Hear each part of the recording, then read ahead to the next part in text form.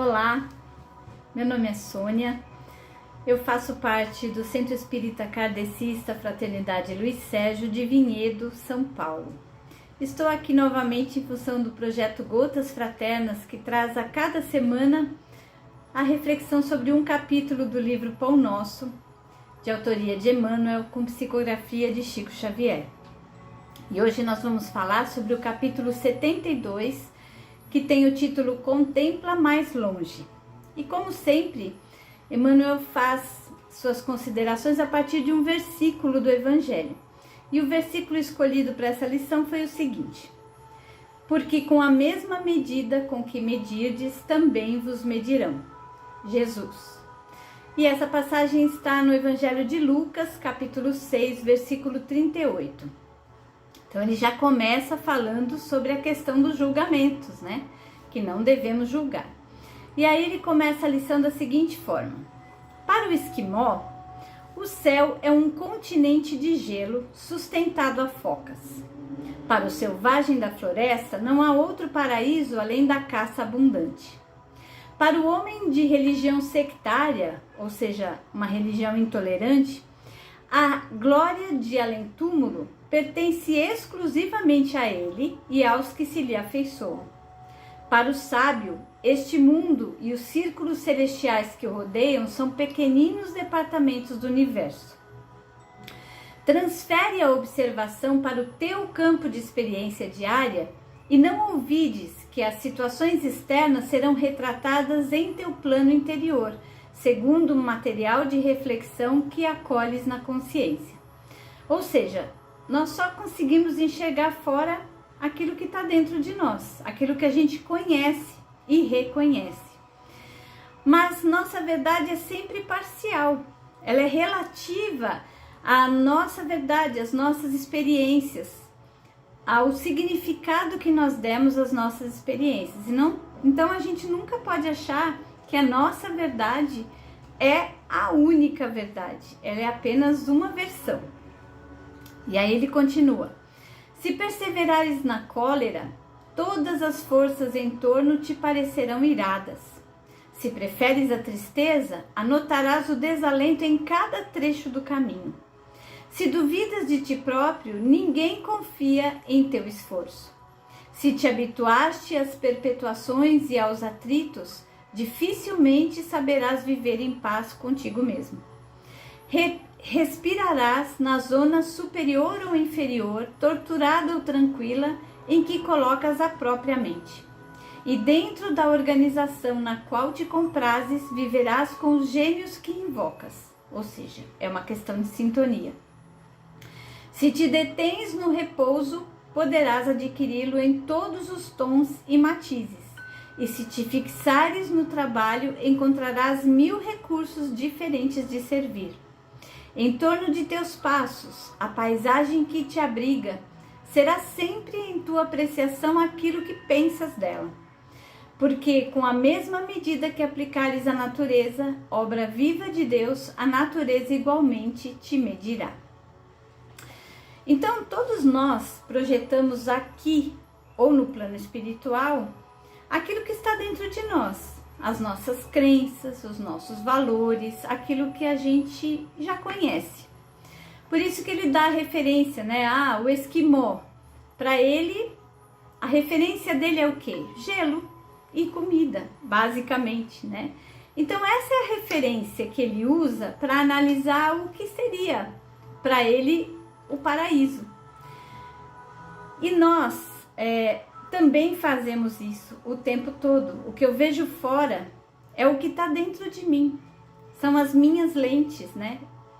Eu sou o meu próprio limite. O meu limite está naquilo que eu já sei. E é até aí que eu consigo ir. E é assim que eu enxergo o mundo. Tem uma história bem interessante que talvez a maioria conheça, que é a história do viajante, né? Então, havia um homem que tinha um comércio na entrada de uma cidade. E todo mundo que ia para lá, para essa cidade, passava por ali normalmente. E aí uma vez passou um viajante e perguntou para esse senhor: me diga, como são as pessoas dessa cidade? E aí esse senhor virou para ele e perguntou: então me diga, como eram as pessoas da cidade de onde você veio? Aí ele falou: ah, elas eram difíceis, eram muito egoístas, briguentas, terríveis. Era muito difícil conviver com elas. Aí esse senhor fala: as daqui são do mesmo jeito. Passa um outro dia, um outro viajante e faz a mesma pergunta: e aí, como são as pessoas dessa cidade? E ele faz a mesma pergunta de volta: e como eram as pessoas de onde você veio? E aí esse outro falou: ah, elas eram ótimas, gentis, alegres, eu adorava essas pessoas, vou sentir falta delas. E aí esse senhor fala: as daqui são do mesmo jeito. Por quê? Né? Porque na verdade a gente só consegue ver o que a gente coloca o foco. Se a pessoa valoriza coisas boas, ela valoriza as bênçãos diárias que ela recebe, ela vai enxergar beleza e sentido em tudo que ela vê. Se ela é uma pessoa que tem esperança na vida, ela vai enxergar oportunidade em cada desafio. Mas se é uma pessoa revoltada com a vida, ela só reconhece o que não dá certo, só reconhece o que não acontece do jeito que ela gostaria. E isso reforça o ponto de vista negativo que ela tem, é o foco que ela tem. E aí tem um outro texto que eu li há um tempo atrás que eu acho que é muito adequado aqui, que é o olhar da mosca e da abelha. Então ele fala, né, a abelha pode estar num lixão, num aterro sanitário, mas se nascer uma florzinha, uma margaridinha lá num cantinho, a abelha é atraída imediatamente para essa flor, porque esse é o foco dela. Agora, uma mosca pode estar no jardim mais maravilhoso, colorido, lindo. O que vai atrair a mosca?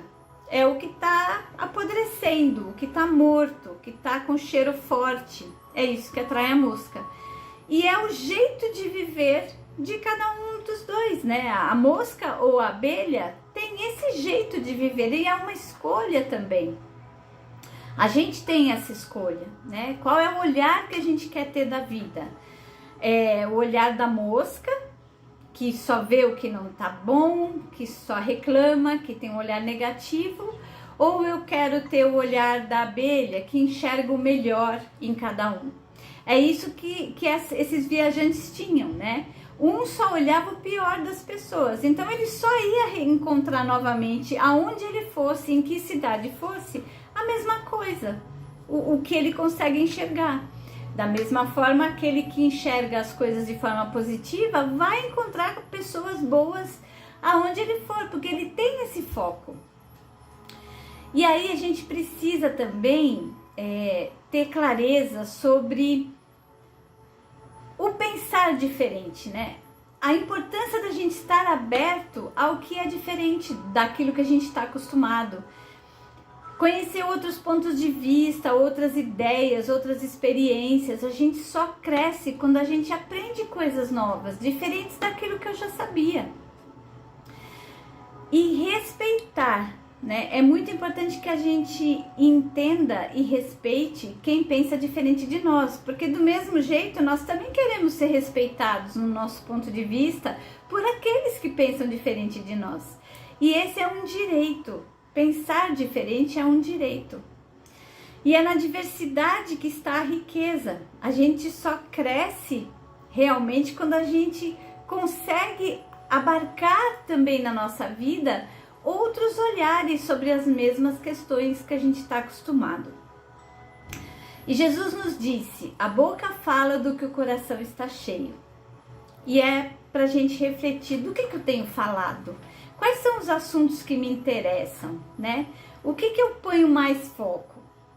Que assuntos me atraem nas mídias, na TV? Que tipo de programa eu assisto? Que tipo de conversa eu tenho? Que assuntos eu busco nos contatos, nos relacionamentos que eu tenho?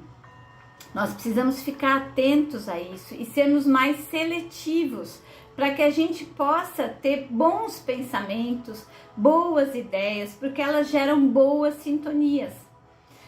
Quem se identifica com a nossa forma de pensar, com nossas ideias, vai se aproximar de nós e nos acompanhar, novamente, tanto no plano material como no espiritual.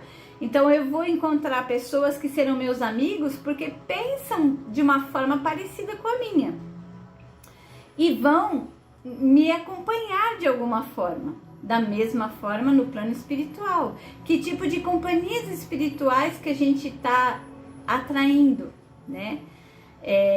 O que eu quero para mim? Aqueles que me incentivam a violência, a maledicência, a fofoca, que alimentam a minha revolta, a minha tristeza, meu desânimo, porque é isso que acontece. É esse alimentar, né?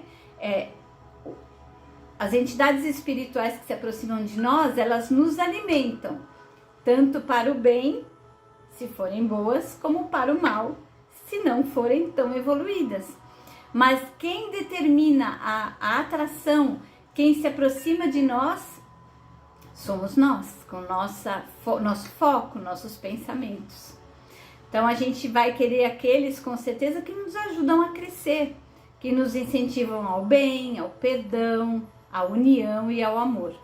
Então nós devemos vigiar e orar sempre.